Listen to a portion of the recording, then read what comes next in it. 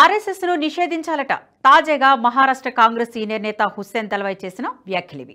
RSS ఉగ్రవాద సంస్థని దాన్ని నిషేధించాలని ఆయన కోరారు.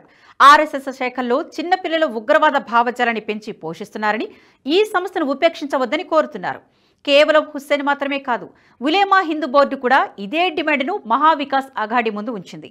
అఘాడీ కూటమి ముందు ఉంచిన 17 నిబంధనలు ఇది కూడా ఒకటి. అయితే మహారాష్ట్ర ఎన్నికల్లో ప్రతిపక్షాలు ఆర్ఎస్ఎస్ను ఎందుకు టార్గెట్ చేసుకుంటున్నాయి? ఇప్పుడే కాదు, 26/11 ముంబై ఉగ్రవాద దాడుల సమయంలో కూడా ఆర్ఎస్ఎస్ను ఉగ్రవాద సంస్థగా చూపడానికి కాంగ్రెస్ ప్రయత్నాలు చేసింది. మరి ఇలా ఎందుకు చేస్తున్నట్లు? ఆర్ఎస్ఎస్పై ఉగ్రవాద ముద్ర వేస్తే వనగూరే లాభాలేంటి చూద్దాం. ఆర్ఎస్ఎస్ను నిషేధించాలని అనుకోవడం ఇదే తొలిసారి కాదు. ఇందిరాగాంధీ హయాంలో గాంధీని చంపిన కేసులో ఆర్ఎస్ఎస్ ప్రమేయం ఉందనే ఆరోపణలతో అప్పటి ప్రభుత్వం నిషేధం విధించింది. కానీ ఆ తర్వాత ఇందుకు సంబంధించిన ఆధారాలు లేకపోవడంతో మళ్లీ ఆనాటి కాంగ్రెస్ ప్రభుత్వమే నిషేధాన్ని ఎత్తివేసింది. అయితే అప్పటి ప్రభుత్వాల్లో ఆర్ఎస్ఎస్పై వ్యతిరేకత ఉంది తప్ప ద్వేషం లేదు. కానీ ప్రస్తుతం కాంగ్రెస్ పార్టీ పూర్తిగా మారిపోయిందంటున్నారు రాజకీయ విశ్లేషకులు. గిట్టని వారిపై నరనరాన ద్వేషమే పెంచుకున్నట్లు కనబడుతుంది. ఆర్ఎస్ఎస్పై కూడా కాంగ్రెస్ పార్టీకి పట్టరానంత ద్వేషం ఉంది. ఆ సంస్థను ఉగ్రవాద సంస్థగా నిరూపించడానికి కాంగ్రెస్ గతంలోనే ప్రయత్నాలు చేసింది. ఏకంగా సాఫ్రాన్ టెర్రరిజం అనే కొత్త పదాన్ని సృష్టించింది. 26/11 ముంబై ఉగ్రవాద దాడులు అజ్మల్ కసిబ్ చేతికి కాషాయదారం కట్టుకున్నాడు కాబట్టి అతడు ఆర్ఎస్ఎస్కు చెందినవాడని అన్నారు. ఏకంగా ఆర్ఎస్ఎస్కి షాజిస్ అనే పుస్తకాన్ని కూడా రచించారు. దీనికి విపరీతంగా ప్రచారం కల్పించారు. నాటి కాంగ్రెస్ నేతృత్వంలోని యూపీఏ ప్రభుత్వమే దీనికి కర్త కర్మ క్రియగా అన్నీ చేసింది. దీంతో హిందూ ఉగ్రవాదం అనే పదం ఉనికిలోకి వచ్చింది.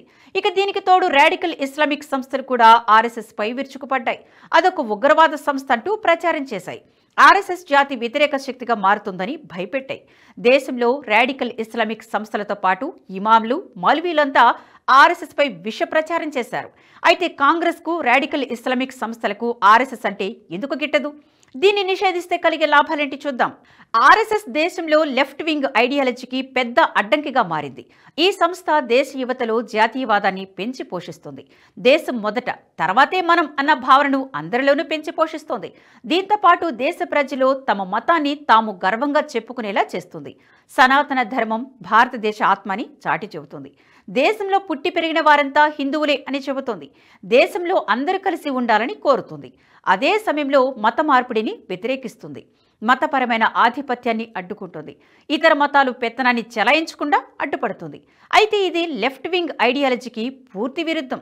ఈ ఐడియాలజీ కాంగ్రెస్తో పాటు విపక్షాలకు, ముఖ్యంగా మత మార్పిడి సంస్థలకు చాలా అడ్డంకులను సృష్టిస్తుంది.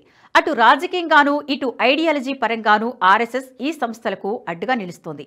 మొదటిగా ఐడియాలజీ పరంగా చూద్దాం. ఆర్ఎస్ఎస్ ఐడియాలజీ రాజకీయంగా కొన్ని పార్టీలకు ఉపయోగపడుతున్నాయి. అదే సమయంలో మరికొన్ని పార్టీలకు అడ్డంకిగా మారుతుంది.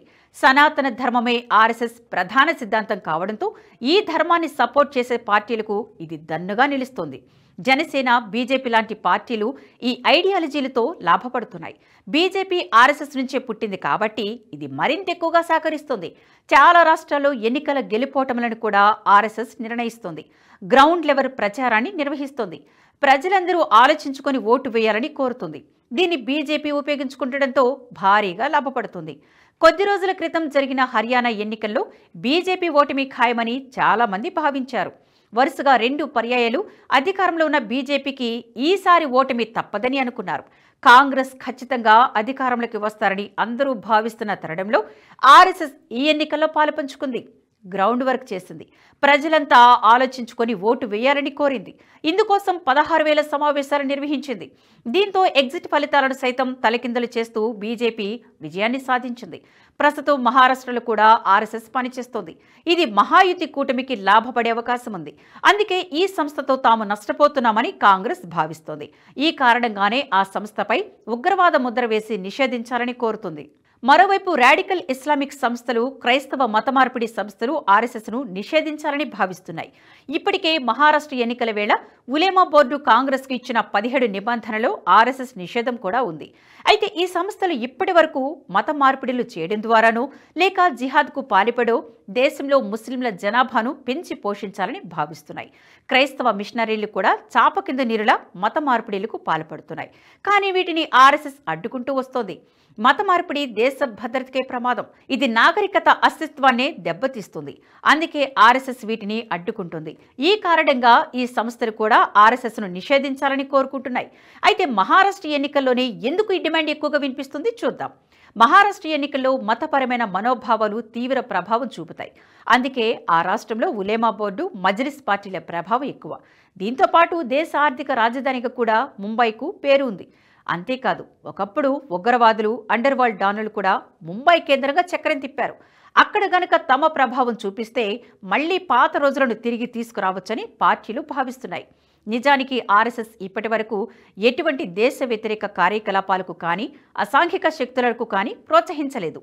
అయినా కూడా ఆ సంస్థపై ఉగ్రవాద ముద్ర వేయడానికి అన్ని పార్టీలు ప్రయత్నాలు చేస్తున్నాయి.